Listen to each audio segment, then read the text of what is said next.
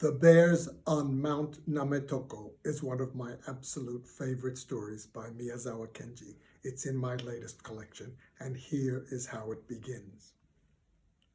Now, if you want to hear an intriguing story, listen to this.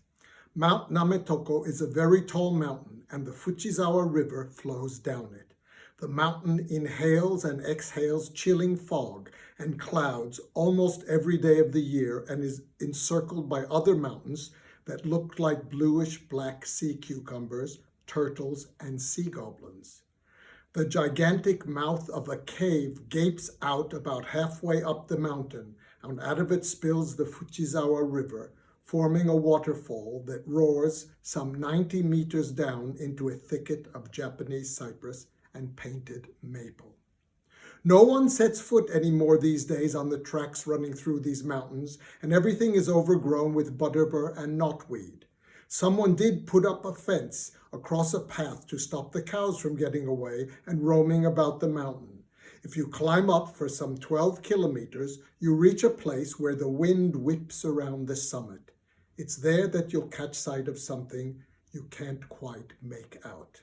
It's long, thin, and whitish, and gives off smoke as it slides and winds down the slopes. That's Mount Nametoko's Big Sky Falls, known, they say, in these parts as a place positively crawling with bears.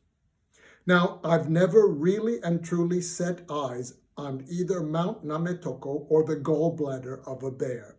I've just heard other people talk about them, or maybe thought it up myself.